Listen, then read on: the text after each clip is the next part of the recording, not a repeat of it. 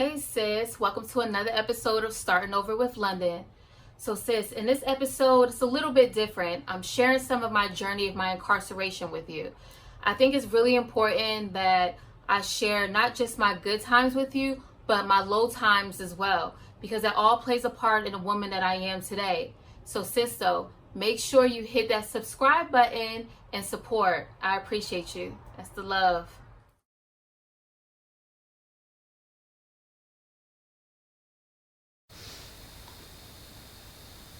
The day I got locked up started off just like any other day. It was a beautiful day outside. I remember the exact little summer dress that I had on.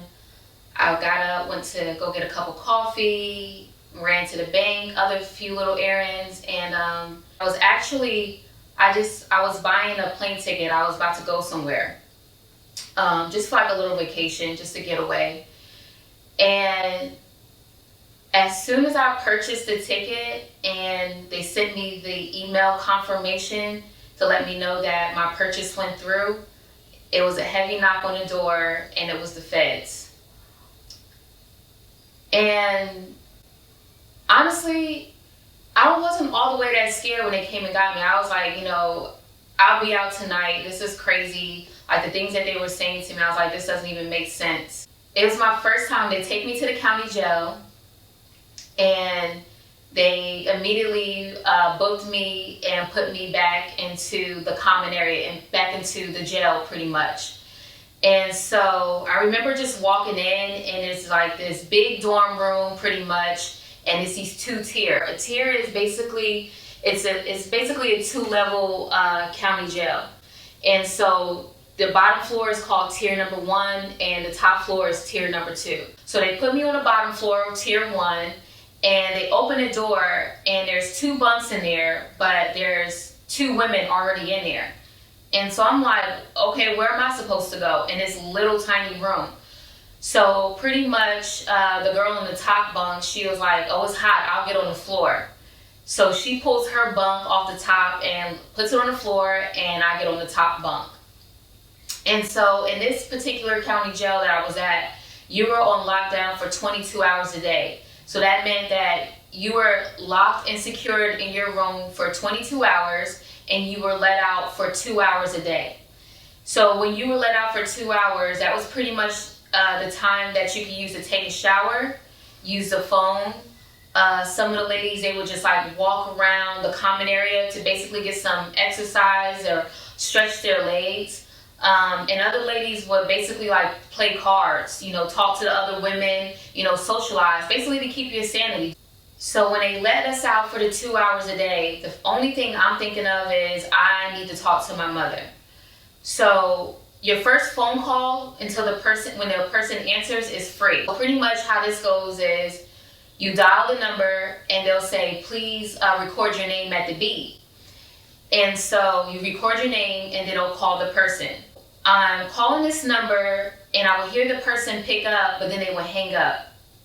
So then I will call back and I'm like, please mom, pick up, this is a mistake, just please pick up, I need to talk to you. And I could hear the person on the other end hang up and they will say, this person did not accept your phone call, and the phone would just click out. And because wasn't really loud in the pod, they wouldn't allow us, they would keep the noise, the officers, keep the noise level. The other ladies would hear me trying to get my mother on the phone. So I would turn around, I'm only at the time 23 years old, so I'm looking like sad Sally, looking like a little girl. And the ladies will try to like uplift my spirits. They'll be like, it's okay, she gonna pick up. It's okay, she just mad, but she'll pick up, baby, tomorrow. Just try it tomorrow.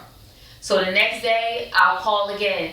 Mom, please pick up. It's just a mistake. I need you. Please pick up. I will hear the person hang up. And y'all, that was just like, that was not a good feeling. For the next couple days, that's just how my days went. I just could not wait to get out to call my mother. And I was just hoping and praying that she was going to pick up. But she never picked up. A few days later, after I got locked up, they scheduled my first court appearance. So as soon as I walk into the courtroom, my mother sees me, y'all, and she just bursts out into tears. And the first thing she says to me is, why haven't you called me? So whoever I was calling this entire time was not my mother. Because like we don't really pay attention to no one's number, when you have the contacts and everything in your cell phone. So yeah, so just imagine somebody was getting some phone calls from me talking about, Mom, please pick up. And it was not, whoever it was not my mother. The first day I saw my mother in the courtroom, it was just very emotional. And the purpose of this court date was to see if I could get released on pretrial release.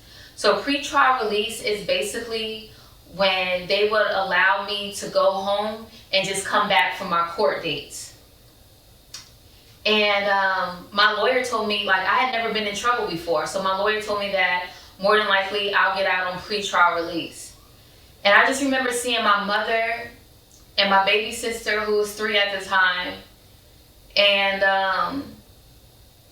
I felt so guilty because my mom had my 3-year-old sister there. She couldn't find a babysitter. My court date was last minute. My mom, we didn't know about this stuff, As my lawyer is asking for me to get out on pretrial release, the prosecutor is telling the judge that I'm a danger to society. I don't need to get out. I need to be in custody. I'm a risk. And I remember she was just saying all these terrible things about me. And it was like, who is she talking about? Like there was folks, other people's family members who were sitting behind me. And it was so crazy. Like I'm turning around, like looking at them and like my handcuffs and everything. Like, who is she talking about? Who is she talking about? It was so crazy. I got like a Twilight Zone. Like these folks is looking at me like, it looked like they talking about you. Like they probably thought I was crazy, for real. Anyway, at the end of that court date, they did not let me go. So pretty much, I went in one day and then come out until a little bit over 8 years later.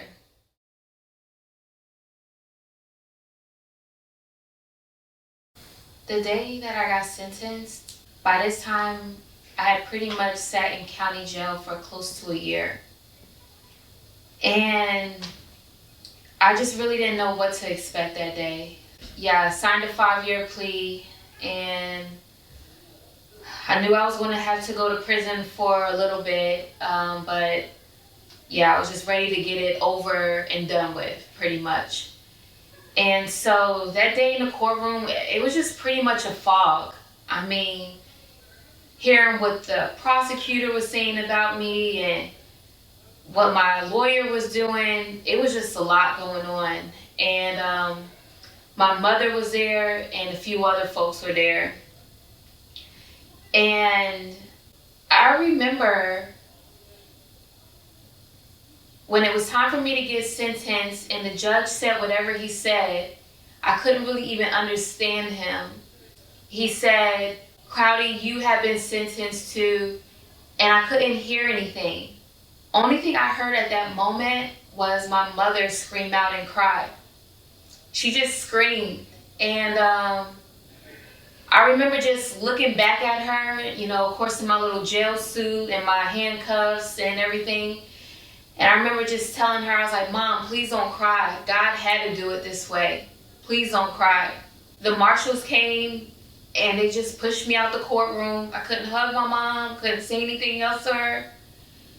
And the truth was that I didn't even know how much time I had been sentenced to. I didn't even find out how much time I had been sentenced to until I had saw my paperwork when they gave it to me, and it said that I had been sentenced to 165 months. So I'm trying to do the math on that. I didn't even, my mind was just so all over the place. So when I finally broke it down, I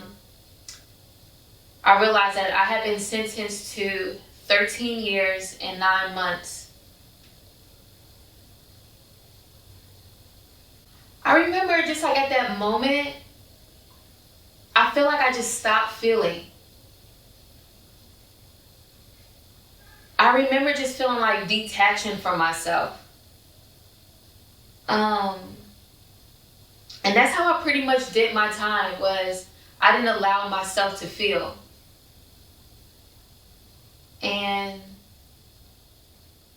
honestly, I didn't feel bad for myself. The person that I felt for the most was my mother.